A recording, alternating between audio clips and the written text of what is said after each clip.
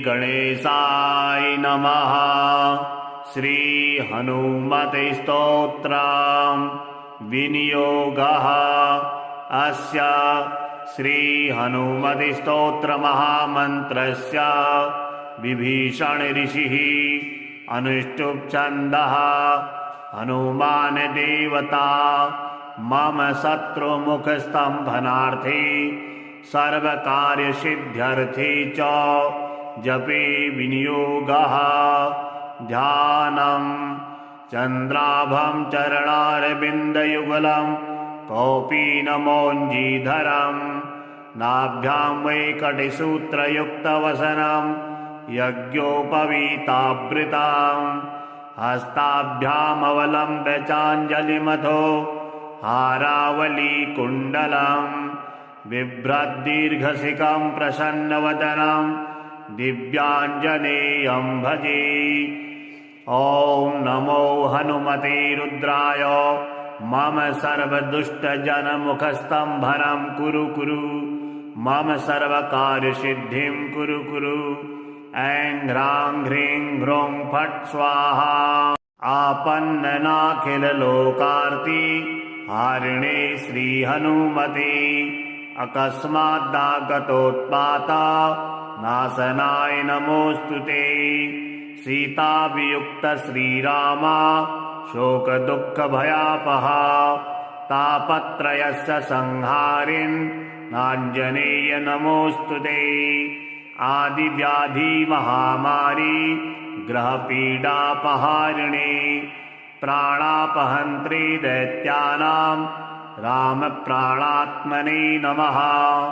संसारसागरावर्ता गतसम्भ्रान्तचेतसां शरणागतमर्त्यानां शरण्यां नमोऽस्तु ते। राजद्वारे बिलद्वारे प्रवेशे भूतसङ्कुले गजसिंहमहाव्याघ्र चोरभीषणकानने महाभये अग्निसंस्थाने शत्रुसङ्गसमाश्रिते शरणागतमर्त्यानां शरण्याय नमो नमः। प्रदोषे वा प्रभाते वा ये स्मरन्त्यञ्जनासुतम् अर्थसिद्धियशः कामान् प्राप्नुवन्ति न संशयः। कारागृहे प्रयाणे च सङ्ग्रामे देशविपल्लवे ये स्मरन्ति हनुमन्तां तेषां सन्ति न आपदः। वज्रदेहाय कालाग्नि रुद्रायामिततेजसे नमः। प्लवगसैन्यानां प्राणभूतात्मने नमः। दुष्टदैत्यमहादर्प दलनाय महात्मने ब्रह्मास्त्रस्तम्भनायास्मै नमः श्रीरुद्रमूर्तये। जपत्वा स्तोत्रमिदं पुण्यं वसुवारं पठेन्नरः राजस्थाने सभास्थाने वादे प्राप्ते जपे ध्रुवां विभीषणकृतं स्तोत्रं यः पठेत् प्रयतो नरः सर्वापद्भ्यो विमुच्येत नात्र कार्या विचारणा। ॐ हं हनुमते नमः। चन्द्राभं चरणारविन्दयुगलं कौपीनमौञ्जीधरं नाभ्यां वैकटिसूत्रयुक्तवसनं यज्ञोपवीतावृताम् हस्ताभ्यामवलम्ब्य चाञ्जलिमथो हारावलीकुण्डलम् बिभ्रद्दीर्घशिखं प्रसन्नवदनं दिव्याञ्जनेयं भजे। ॐ नमो हनुमते रुद्राय मम सर्वदुष्टजनमुखस्तम्भनं कुरु कुरु मम सर्वकार्यसिद्धिं कुरु कुरु। ऐं ह्रां ह्रीं ह्रूं फट् स्वाहा। आपन्ननाखिललोकार्ति हारिणे श्रीहनुमते अकस्मादागतोत्पाता नाशनाय नमोऽस्तु ते। सीताभियुक्त श्रीरामा शोकदुःखभयापहा तापत्रयस्य संहारिन् नाञ्जनेय नमोऽस्तु ते। आदिव्याधि महामारी ग्रहपीडापहारिणे प्राणापहन्त्री दैत्यानां रामप्राणात्मने नमः। संसारसागरावर्ता गतसम्भ्रान्तचेतसां शरणागतमर्त्यानां शरण्यां नमोऽस्तु ते। राजद्वारे विलद्वारे प्रवेशे भूतसङ्कुले गजसिंहमहाव्याघ्र चोरभीषणकानने महाभये अग्निसंस्थाने शत्रुसङ्गसमाश्रिते शरणागतमर्त्यानां शरण्याय नमो नमः। प्रदोषे वा प्रभाते वा ये स्मरन्त्यञ्जनासुतम् अर्थसिद्धियशः कामान् प्राप्नुवन्ति न संशयः। कारागृहे प्रयाणे च सङ्ग्रामे देशविपल्लवे ये स्मरन्ति हनुमन्तां तेषां सन्ति न आपदः। वज्रदेहाय कालाग्नि रुद्रायामिततेजसे नमः। प्लवगसैन्यानां प्राणभूतात्मने नमः। दुष्टदैत्यमहादर्प दलनाय महात्मने ब्रह्मास्त्रस्तम्भनायास्मै नमः श्रीरुद्रमूर्तये। जपत्वा स्तोत्रमिदं पुण्यं वसुवारं पठेन्नरः राजस्थाने सभास्थाने वादे प्राप्ते जपे ध्रुवां विभीषणकृतं स्तोत्रं यः पठेत् प्रयतो नरः सर्वापद्भ्यो विमुच्येत नात्र कार्या विचारणा। ॐ हं हनुमते नमः। चन्द्राभं चरणारविन्दयुगलं कौपीनमौञ्जीधरं नाभ्यां वैकटिसूत्रयुक्तवसनं यज्ञोपवीतावृतां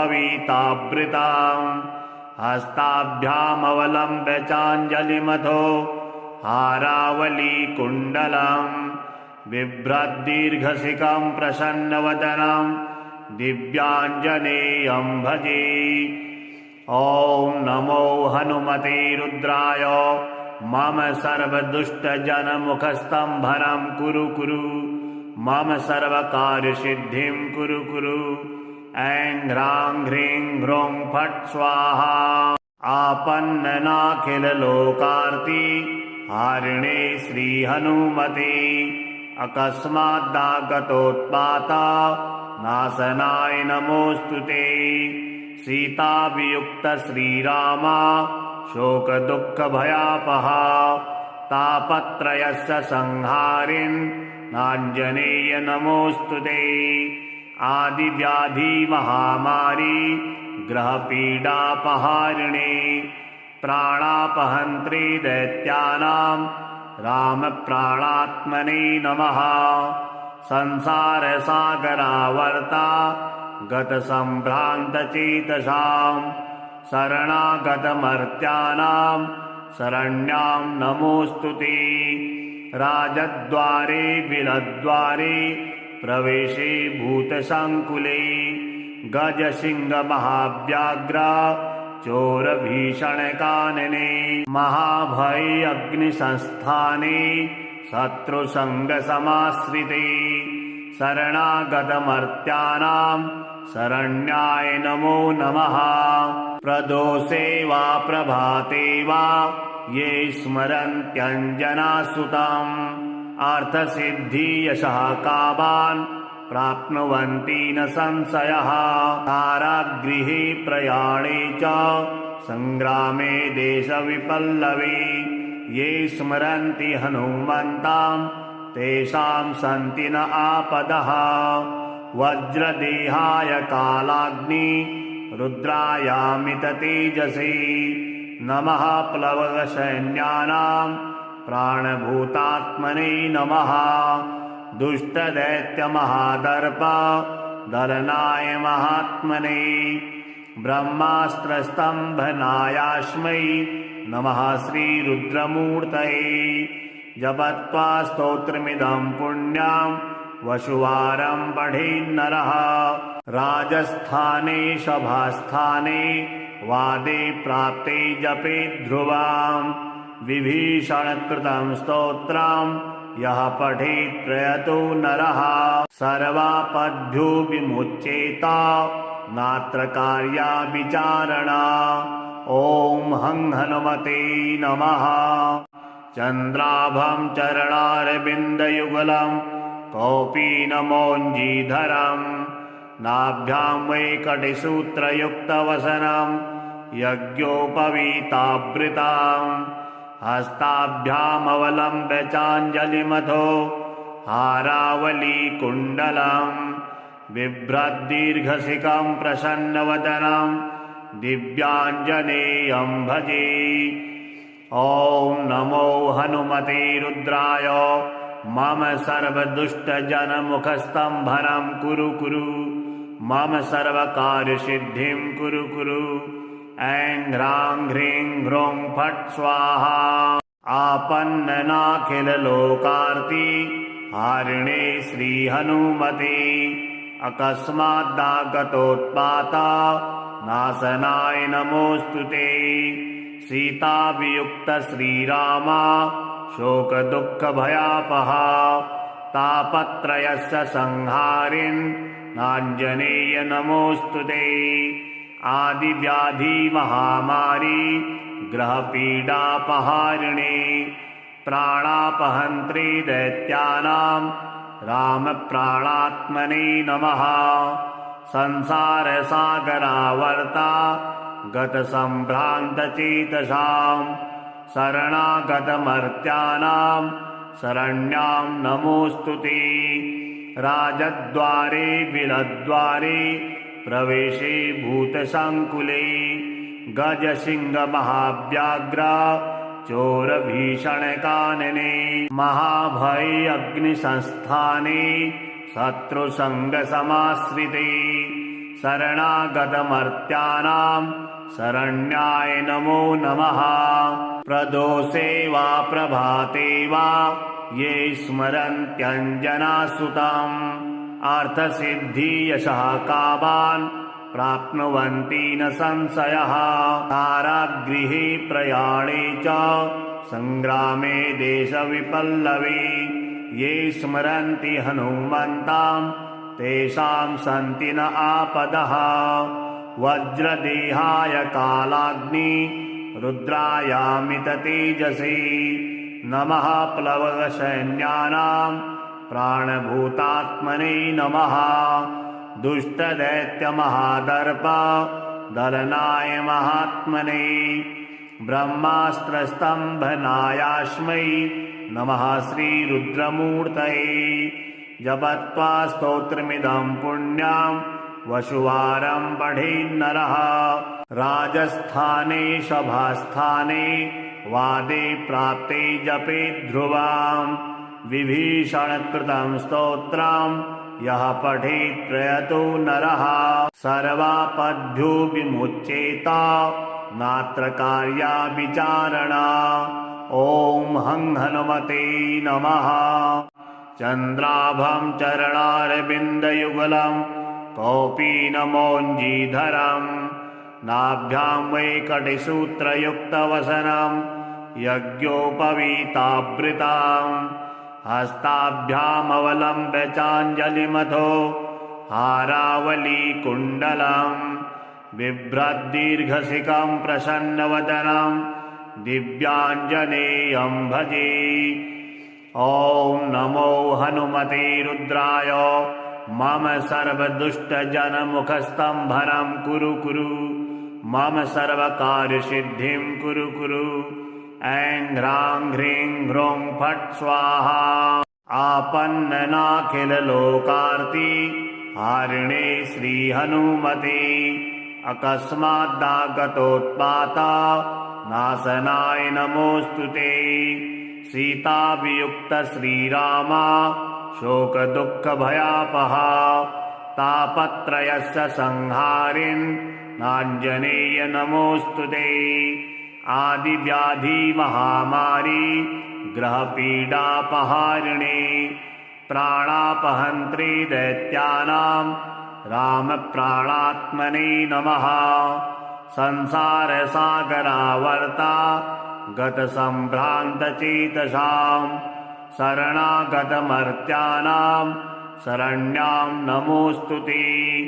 राजद्वारे बिलद्वारे प्रवेशे भूतसङ्कुले गजसिंहमहाव्याघ्र चोरभीषणकानने महाभये अग्निसंस्थाने शत्रुसङ्गसमाश्रिते शरणागतमर्त्यानां शरण्याय नमो नमः। प्रदोषे वा प्रभाते वा ये स्मरन्त्यञ्जनासुतम् अर्थसिद्धियशः कामान् प्राप्नुवन्ति न संशयः। कारागृहे प्रयाणे च सङ्ग्रामे देशविपल्लवे ये स्मरन्ति हनुमन्तां तेषां सन्ति न आपदः। वज्रदेहाय कालाग्नि रुद्रायामिततेजसे नमः। प्लवगसैन्यानां प्राणभूतात्मने नमः। दुष्टदैत्यमहादर्प दलनाय महात्मने ब्रह्मास्त्रस्तम्भनायास्मै नमः श्रीरुद्रमूर्तये। जपत्वा स्तोत्रमिदं पुण्यं वसुवारं पठेन्नरः राजस्थाने सभास्थाने वादे प्राप्ते जपे ध्रुवां विभीषणकृतं स्तोत्रं यः पठेत् प्रयतो नरः सर्वापद्भ्यो विमुच्येत नात्र कार्या विचारणा। ॐ हं हनुमते नमः। चन्द्राभं चरणारविन्दयुगलं कौपीनमौञ्जीधरं नाभ्यां वैकटिसूत्रयुक्तवसनं यज्ञोपवीतावृतां हस्ताभ्यामवलम्ब्य चाञ्जलिमथो हारावलीकुण्डलं बिभ्रद्दीर्घशिखं प्रसन्नवदनं दिव्याञ्जनेयं भजे। ॐ नमो हनुमते रुद्राय मम सर्वदुष्टजनमुखस्तम्भनं कुरु कुरु मम सर्वकार्यसिद्धिं कुरु कुरु। ऐं ह्रां ह्रीं ह्रूं फट् स्वाहा। आपन्ननाखिललोकार्ति हारिणे श्रीहनुमते अकस्मादागतोत्पात नाशनाय नमोऽस्तु ते। सीतावियुक्त श्रीराम शोकदुःखभयापहा तापत्रयस्य संहारिन् नाञ्जनेय नमोऽस्तु ते। आदिव्याधि महामारी ग्रहपीडापहारिणे प्राणापहन्त्रे दैत्यानां रामप्राणात्मने नमः। संसारसागरावर्ता गतसम्भ्रान्तचेतसां शरणागतमर्त्यानां शरण्यां नमोऽस्तु ते। राजद्वारे बिलद्वारे प्रवेशे भूतसङ्कुले गजसिंहमहाव्याघ्र चोरभीषणकानने महाभये अग्निसंस्थाने शत्रुसङ्गसमाश्रिते शरणागतमर्त्यानां शरण्याय नमो नमः। प्रदोषे वा प्रभाते वा ये स्मरन्त्यञ्जनासुतम् अर्थसिद्धियशः कामान् प्राप्नुवन्ति न संशयः। कारागृहे प्रयाणे च सङ्ग्रामे देशविपल्लवे ये स्मरन्ति हनुमन्तां तेषां सन्ति न आपदः। वज्रदेहाय कालाग्नि रुद्रायामिततेजसे नमः। प्लवगसैन्यानां प्राणभूतात्मने नमः। दुष्टदैत्यमहादर्प दलनाय महात्मने ब्रह्मास्त्रस्तम्भनायास्मै नमः श्रीरुद्रमूर्तये जपत्वा स्तोत्रमिदं पुण्यां वसुवारं पठेन्नरः राजस्थाने सभास्थाने वादे प्राप्ते जपे ध्रुवां विभीषणकृतं स्तोत्रं यः पठेत् प्रयतो नरः सर्वापद्भ्यो विमुच्येत नात्र कार्या विचारणा। ॐ हं हनुमते नमः।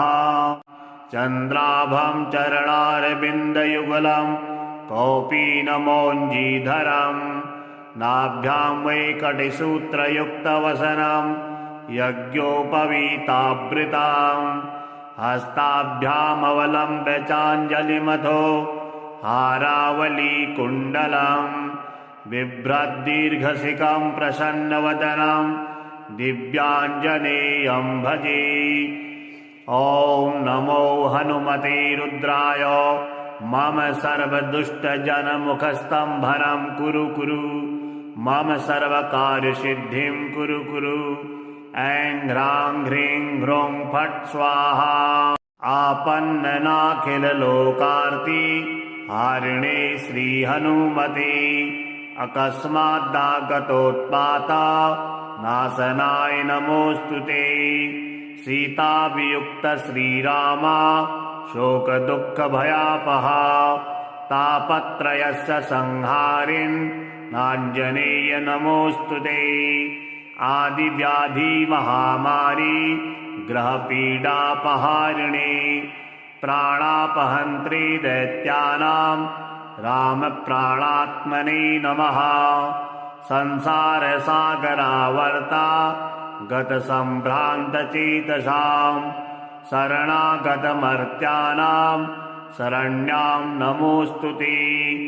राजद्वारे विरद्वारे प्रवेशे भूतसङ्कुले गजसिंहमहाव्याघ्र चोरभीषणकानने महाभये अग्निसंस्थाने शत्रुसङ्गसमाश्रिते शरणागतमर्त्यानां शरण्याय नमो नमः। प्रदोषे वा प्रभाते वा ये स्मरन्त्यञ्जनासुतम् अर्थसिद्धियशः कामान् प्राप्नुवन्ति न संशयः। कारागृहे प्रयाणे च सङ्ग्रामे देशविपल्लवे ये स्मरन्ति हनुमन्तां तेषां सन्ति न आपदः। वज्रदेहाय कालाग्नि रुद्रायामिततेजसे नमः। प्लवगसैन्यानां प्राणभूतात्मने नमः।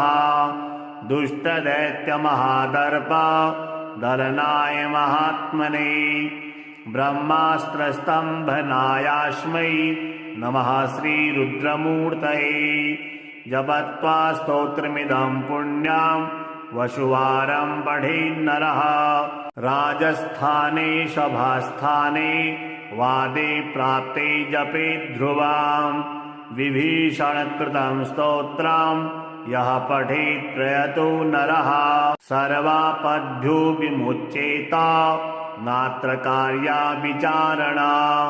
ॐ हं हनुमते नमः। चन्द्राभं चरणारविन्दयुगलं कौपीनमौञ्जीधरं नाभ्यां वैकटिसूत्रयुक्तवसनं यज्ञोपवीतावृतां हस्ताभ्यामवलम्ब्य चाञ्जलिमथो हारावलीकुण्डलं बिभ्रद्दीर्घशिखं प्रसन्नवदनं दिव्याञ्जनेयं भजे। ॐ नमो हनुमते रुद्राय मम सर्वदुष्टजनमुखस्तम्भनं कुरु कुरु मम सर्वकार्यसिद्धिं कुरु कुरु। ऐं ह्रां ह्रीं ह्रूं फट् स्वाहा। आपन्ननाखिललोकार्ति हारिणे श्रीहनुमते अकस्मादागतोत्पाता नाशनाय नमोऽस्तु ते। सीताभियुक्त श्रीरामा शोकदुःखभयापहा तापत्रयस्य संहारिन् नाञ्जनेय नमोऽस्तु ते। आदिव्याधि महामारी ग्रहपीडापहारिणे प्राणापहन्त्री दैत्यानां रामप्राणात्मने नमः। संसारसागरावर्ता गतसम्भ्रान्तचेतसां शरणागतमर्त्यानां शरण्यां नमोऽस्तु ते। राजद्वारे विलद्वारे प्रवेशे भूतसङ्कुले गजसिंहमहाव्याघ्र चोरभीषणकानने महाभये अग्निसंस्थाने शत्रुसङ्गसमाश्रिते शरणागतमर्त्यानां शरण्याय नमो नमः। प्रदोषे वा प्रभाते वा ये स्मरन्त्यञ्जनासुतम् अर्थसिद्धियशः कामान् प्राप्नुवन्ति न संशयः। कारागृहे प्रयाणे च सङ्ग्रामे देशविपल्लवे ये स्मरन्ति हनुमन्तां तेषां सन्ति न आपदः। वज्रदेहाय कालाग्नि रुद्रायामिततेजसे नमः। प्लवगसैन्यानां प्राणभूतात्मने नमः। दुष्टदैत्यमहादर्प दलनाय महात्मने ब्रह्मास्त्रस्तम्भनायास्मै नमः श्रीरुद्रमूर्तये।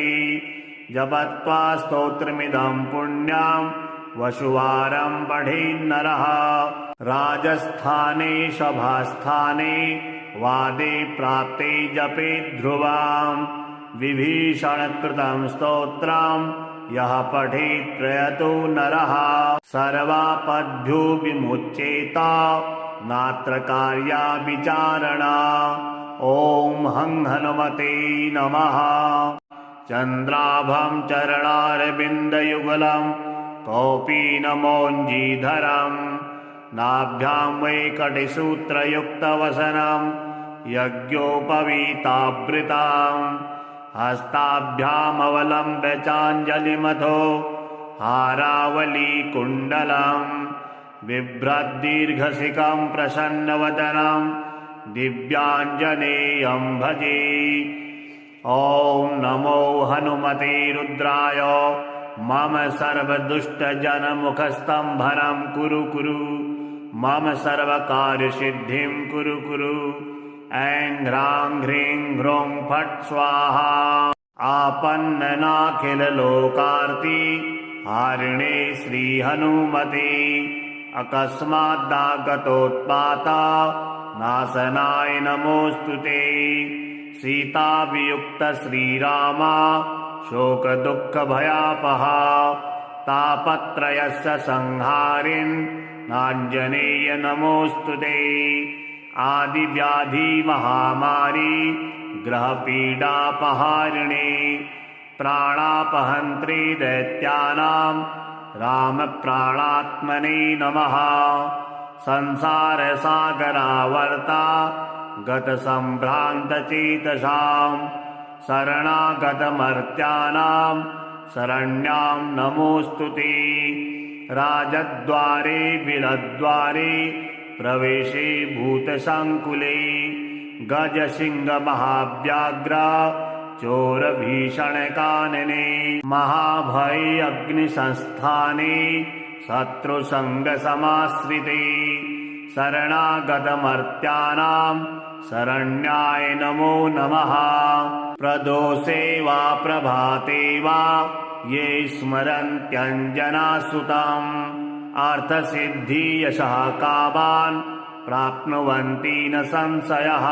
कारागृहे प्रयाणे च सङ्ग्रामे देशविपल्लवे ये स्मरन्ति हनुमन्तां तेषां सन्ति न आपदः। वज्रदेहाय कालाग्नि रुद्रायामिततेजसे नमः। प्लवगसैन्यानां प्राणभूतात्मने नमः। दुष्टदैत्यमहादर्प दलनाय महात्मने ब्रह्मास्त्रस्तम्भनायास्मै नमः श्रीरुद्रमूर्तये जपत्वा स्तोत्रमिदं पुण्यां वसुवारं पठेन्नरः राजस्थाने सभास्थाने वादे प्राप्ते जपे ध्रुवां विभीषणकृतं स्तोत्रं यः पठेत् प्रयतो नरः सर्वापद्भ्यो विमुच्येत नात्र कार्या विचारणा। ॐ हं हनुमते नमः। चन्द्राभं चरणारविन्दयुगलं कौपीनमौञ्जीधरं नाभ्यां वैकटिसूत्रयुक्तवसनं यज्ञोपवीतावृतां हस्ताभ्यामवलम्ब्य चाञ्जलिमथो हारावलीकुण्डलं बिभ्रद्दीर्घशिखं प्रसन्नवदनं दिव्याञ्जनेयं भजे। ॐ नमो हनुमते रुद्राय मम सर्वदुष्टजनमुखस्तम्भनं कुरु कुरु मम सर्वकार्यसिद्धिं कुरु कुरु। ऐं ह्रां ह्रीं ह्रूं फट् स्वाहा। आपन्ननाखिललोकार्ति हारिणे श्रीहनुमते अकस्मादागतोत्पाता नाशनाय नमोऽस्तु ते। सीताभियुक्त श्रीरामा शोकदुःखभयापहा तापत्रयस्य संहारिन् नाञ्जनेय नमोऽस्तु ते। आदिव्याधिमहामारी ग्रहपीडापहारिणे प्राणापहन्त्री दैत्यानां रामप्राणात्मने नमः। संसारसागरावर्ता गतसम्भ्रान्तचेतसां शरणागतमर्त्यानां शरण्यां नमोऽस्तु ते। राजद्वारे विलद्वारे प्रवेशे भूतसङ्कुले गजसिंहमहाव्याघ्र चोरभीषणकानने महाभये अग्निसंस्थाने शत्रुसङ्गसमाश्रिते शरणागतमर्त्यानां शरण्याय नमो नमः। प्रदोषे वा प्रभाते वा ये स्मरन्त्यञ्जनासुतम् अर्थसिद्धियशः कामान् प्राप्नुवन्ति न संशयः। कारागृहे प्रयाणे च सङ्ग्रामे देशविपल्लवे ये स्मरन्ति हनुमन्तां तेषां सन्ति न आपदः। वज्रदेहाय कालाग्नि रुद्रायामिततेजसे नमः। प्लवगसैन्यानां प्राणभूतात्मने नमः। दुष्टदैत्यमहादर्प दलनाय महात्मने ब्रह्मास्त्रस्तम्भनायास्मै नमः श्रीरुद्रमूर्तये जपत्वा स्तोत्रमिदं पुण्यां वसुवारं पठेन्नरः राजस्थाने सभास्थाने वादे प्राप्ते जपे ध्रुवां विभीषणकृतं स्तोत्रं यः पठेत् प्रयतो नरः सर्वापद्भ्यो विमुच्येत नात्र कार्या विचारणा। ॐ हं हनुमते नमः।